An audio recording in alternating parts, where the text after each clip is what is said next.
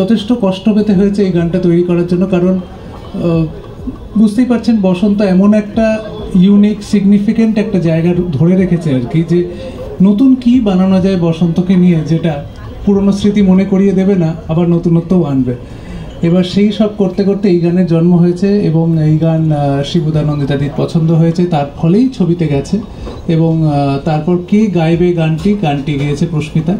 এবং আরেকজন মানুষের কথা না বললেই নয়, এই গানটার কিন্তু উপলদারও একটা পার্ট আছে, একটা ফোক পার্ট আছে, সোহাগ চাঁদ বদনী ধ্বনির, সেটা উপলদার কণ্ঠে আমরা শুনবো। আজকে উপলদা আসতে পারেনি, মিস করছি আমরা উপলদাকে। এবং একটা অদ্ভুত ফিউশন আছে গানটার মধ্যে। গানটা যেভাবে প্রস্মিতা গেয়ে শুরু করে, আজ বসন্ত ডেকেছে আমাকে, এবং তারপরে হঠাৎ করে একটা সরস্বতীর দেবী বন্দনার যে শ্লোক, তার মধ্যে আমরা ঢুকে যাই। এবং শিবুদার খুব চিন্তা ছিল যে মানুষ কিভাবে এটা গ্রহণ করবে বা কিভাবে দেখবে, কিন্তু এটা যেহেতু সহজাতভাবেই এসেছিল, তাই জন্য এটা দেখাই যাক মানুষের কেমন লাগে। কিছুদিন আগে এভাবে আবির খেলা, এটা অনেকদিন পর মানে সবাই একসাথে এই ছবির জন্য বোধহয় খেলা হতো। এই ছবিটার এই গানটা পার্টিকুলারলি যখন আমরা শুটিং করেছিলাম প্রায় 1 বছর হতে চললো, এবং যখন গানটা শুট করি মানে যারা গানটা অলরেডি দেখে ফেলেছে তারা দেখবে একটা সরস্বতী পুজো, অফিসে সরস্বতী পুজোর মোমেন্টে এই গানটা হচ্ছে। কিন্তু যতই হোক, একটা হলো বসন্ত পঞ্চমী আর দোলকে আমরা বলি বসন্ত উৎসব, যেভাবেই হোক না কেন গানটা আজকে মুক্তি পেয়েছে। বসন্ত সেলিব্রেট করছি আমরা, রং সেলিব্রেট করছি, খুব ভালো লাগছে।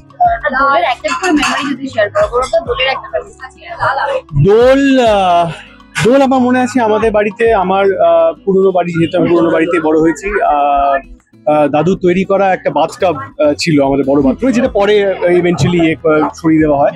তো ওই বাথটাবে আমার মনে আছে তখন জল ভরে, আগেকার দিনে বাথটাবগুলো অনেক বড় হতো, তো সেখানে জল ভরে রং দিয়ে সবাইকে চোবানো হতো। মানে বাবার বন্ধু বান্ধব যারা আসতো আমাদের বাড়িতে, আমাদের কাকু পিসি, তাদের সব ওখানে চোবানো হতো। তো সেইটা আমার খুব মনে পড়ে এবং সেটা খুব মিস করি।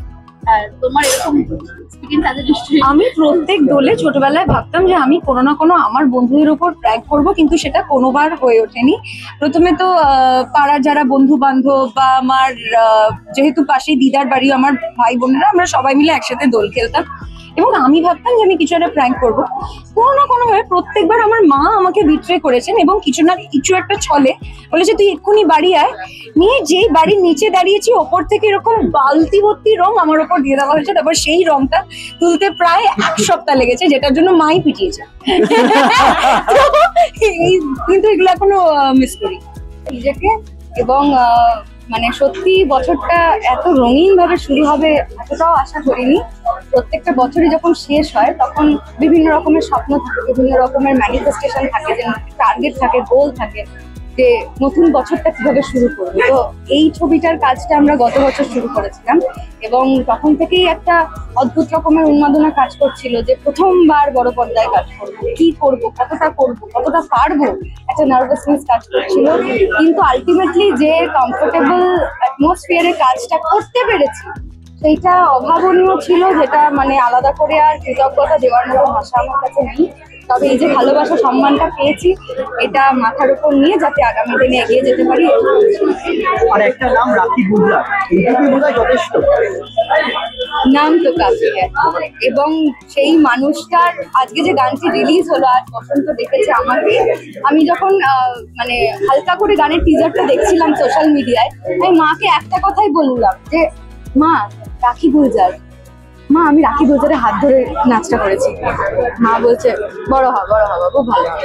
তো কখনো তো এগুলো তো স্বপ্নাতীত না, যে মানে সেই মানুষটার হাত ধরবো, যে মানুষটা কত স্বপ্নের নায়কদের ছুঁয়েছেন এবং সেই মানুষটা কোন জায়গা থেকে বিলং করেন, তো সেই মানুষটাকে যে ছুঁয়েছি, তার তিনি পা ছোঁয়া পছন্দ করেন না, হাত জোর করে নমস্কার করতাম আমরা সবাই। উনি কাউকে পায়ে হাত দিয়ে প্রণাম করাটা উনি একদম পছন্দ না, একদম পা ছবে নেই, পা ছুতে হবে, হাত জোর করে নমস্কার করতাম।